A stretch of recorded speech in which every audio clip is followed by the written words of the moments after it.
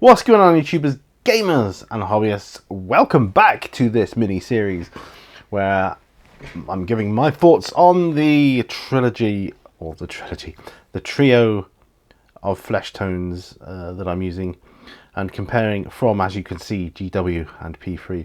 As you can see before you, if you haven't watched the other two, we've started with the base colours there with GW, the Bugman's Glow, and the P3 version, which is Cardiac Flesh, and then the mid tones, which for GW is Cadian Flesh Tone, and the P3 one is Midland Flesh. So now we're doing the final highlight of a trio. We could go further, but this is the trio.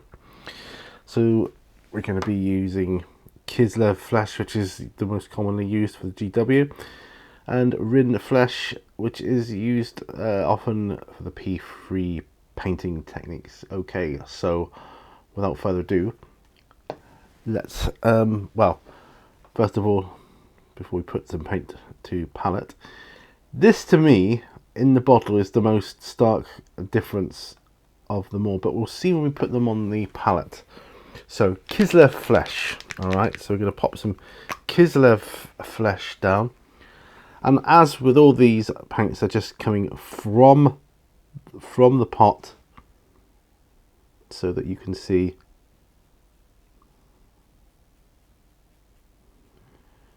Yeah, that's not bad. All right, that's not bad in one as well. Pigmentation, I would say, slightly back on a par with the Bugman's Glow.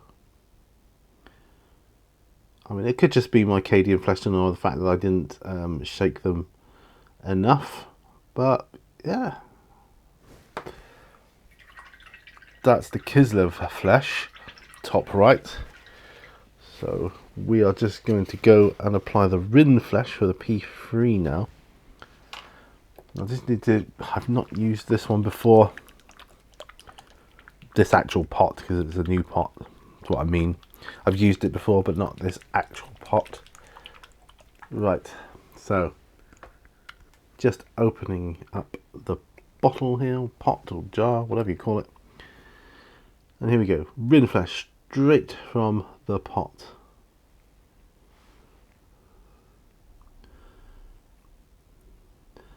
Now this is reminding me of Rakar Flesh from GW, but yeah, this is Rin Flesh. Now I would say pigmentation is ever so slightly thinner than the other two of the P3 range, but not significantly so. Again, it's about the same difference between the GW ones there. So there you have it.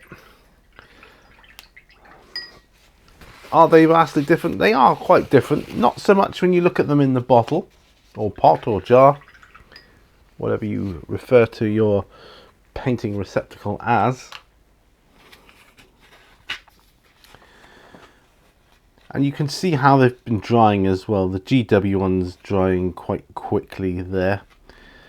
I notice a lot of the flesh tones in GW do seem to dry quite quickly. You do need a little bit of retarder now and again if you're not using a wet palette. But here you can see the comparison with all of them. So Rin Flesh compared to Kislev Flesh, and you could chop and change. You could use that as a base, that as a middle, and that as a highlight, or that, or that, or that, or that. You know,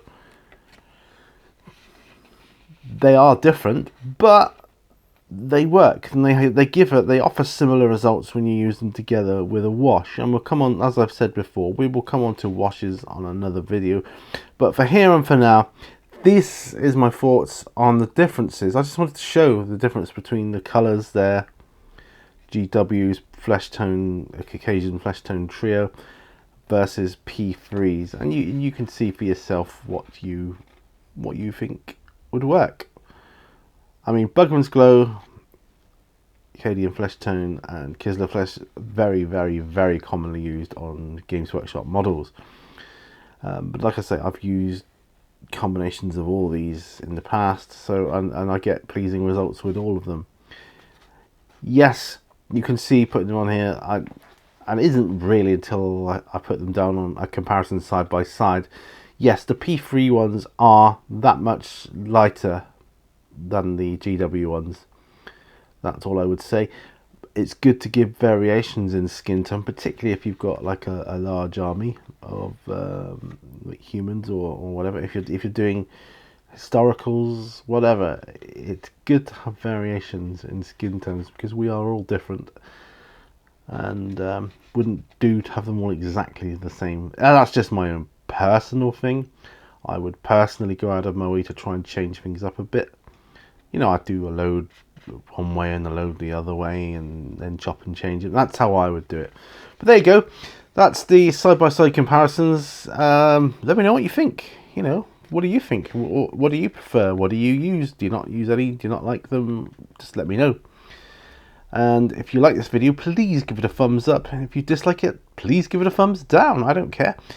And share if you can, because these are the videos that help people knowledge and, you know, looking at things to try and that, and paints to try, paint ranges to try. Overall, I love both ranges here, GW and P3. I love a lot of ranges, but I do love these two. There are some paint ranges I'm not particularly keen on, and perhaps I'll come on to those on another video. But for here and now, I'm showing two of my favourite ways, or the two of my favourite trios of Caucasian skin tone, and there they are. That's the differences. Yeah, quite different when you look at them on a white palette like this, but not so much when you apply them to a model. But there you go. Thanks very much for watching, guys. Check out my Patreon if you'd like to look into access for exclusivity on videos, and, you know, high res, no ads, all that kind of good stuff. Then please head on over there. The link is in my home screen. Till the next time, this is Peter saying, remember, all brushes lead to war. Bye for now.